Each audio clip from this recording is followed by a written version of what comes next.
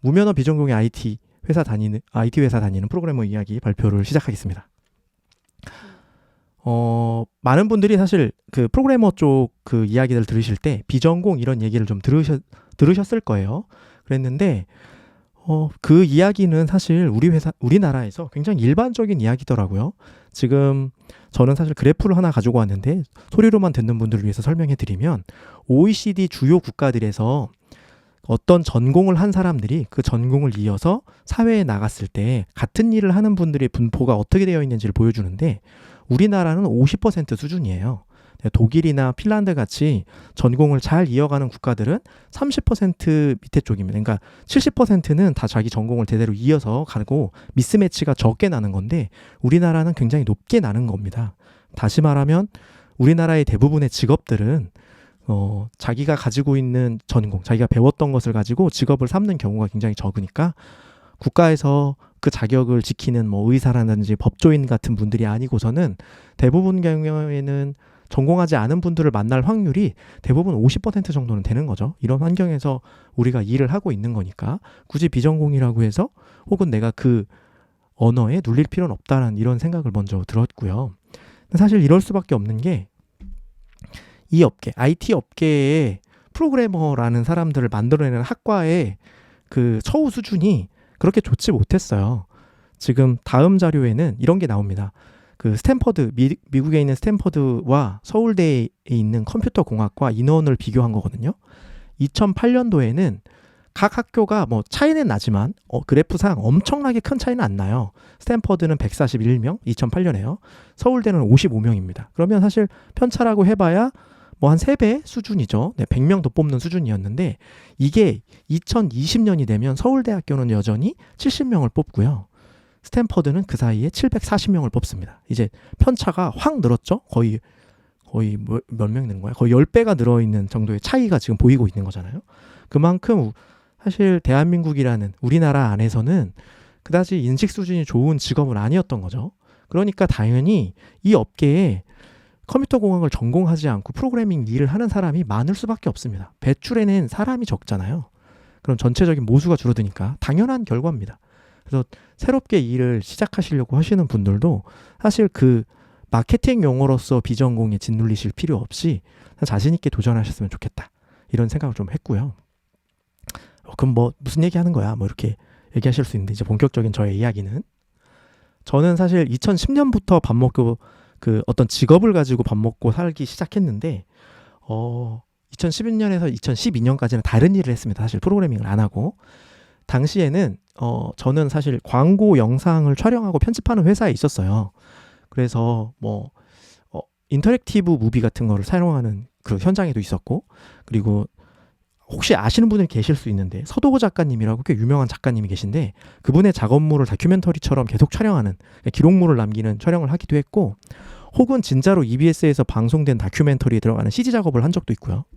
그리고 그 아이돌 좋아하시는 분들은 어쩌면 아실 수도 있는데 아이돌 육상대회라고 해서 아이돌 분들이 나오셔가지고 이렇게 그 명절에 자신의 노동력을 갈아 넣는 프로그램이 있어요. 그 프로그램에 현장에 가가지고 촬영도 하고 거기서 촬영된 소스를 가지고 편집도 하고 뭐 이런 일들도 좀 했습니다.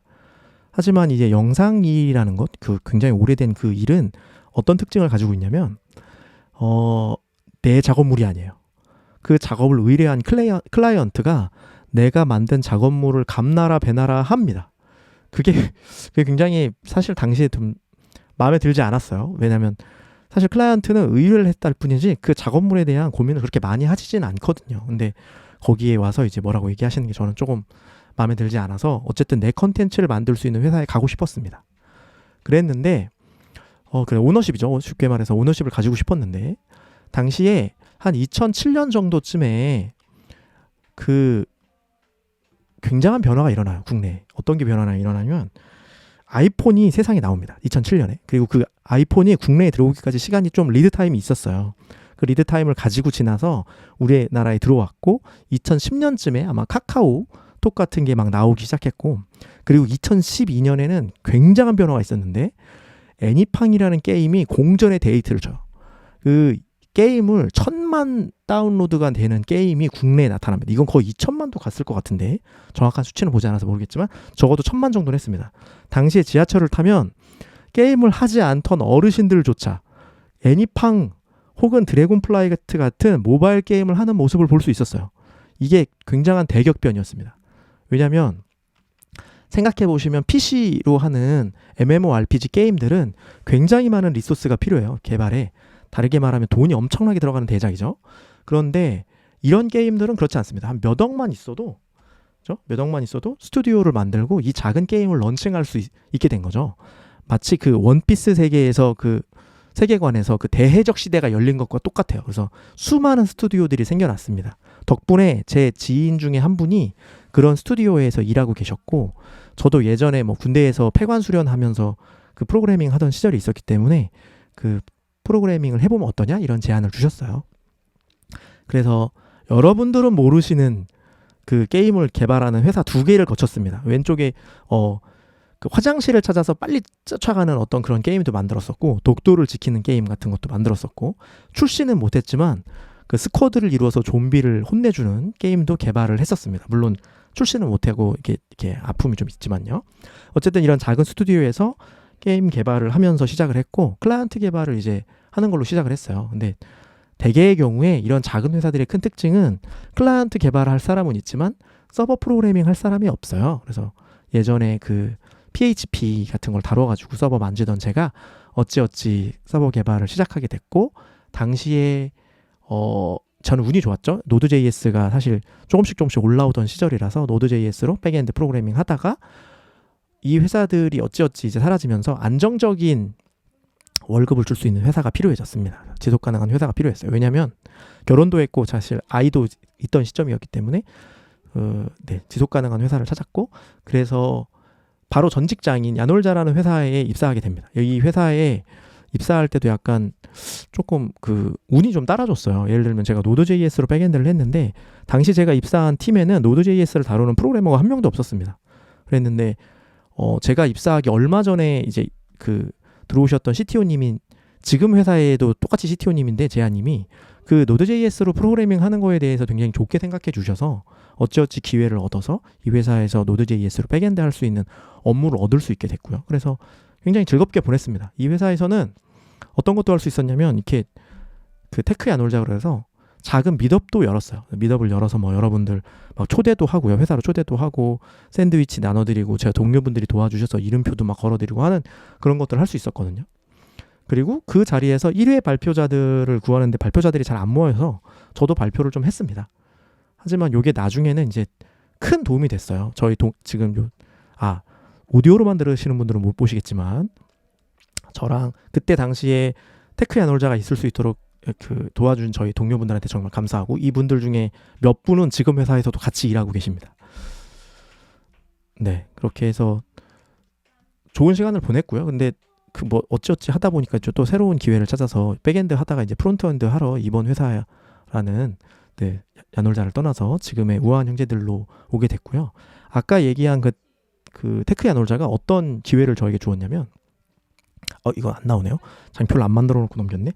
테크 야놀자는 사실 그때 제가 노드.js에 관련한 어떤 그 제가 작업했던 것에 대한 발표를 했잖아요. 당시 그 발표 자리에 우아한 형제들 면접관으로 들어오시게 된, 이후에 들어오시게 되는 분이 그 자리에 초대되셔서 오셨습니다. 그래서 그 자리에서 저를 굉장히 좋게 생각하셔가지고 결국 면접관으로 들어오셨을 때도 저를 좋게 생각해 주셔서 면접 운이 따라준 거죠. 그래서 노드.js로 백엔드 하던 사람인데 프론트엔드로 지원했을 때도 잘 봐주셔서 넘어올 수 있게 되었습니다. 그리고 뭐 지금은 요건 2001년도인데 뭐 이런 우아콘이라고 해서 우아한 형제들에서 진행하는 컨퍼런스 같은데 지원해서 발표도 할 수 있는 기회도 얻었고요. 그렇게 해서 지금 돌이켜 보니까 이제 만 10년이 넘었더라고요. 그래서 이제 11년 차가 됐고 만 10년이 된 프로그래머로 먹고 살고 있습니다. 그래서 IT 회사를 다니고 있고 무면허이지만 잘 지내고 있습니다. 그러니까 여러분들도 용기를 가지고 지금 만약에 새롭게 시작하시는 분들이 계시다면 굳이 내가 전공이 아니어도 가능한 부분들이 있고, 그리고 기회는 분명히 있다라는 것들 알고 이렇게 힘내셨으면 좋겠습니다. 감사합니다.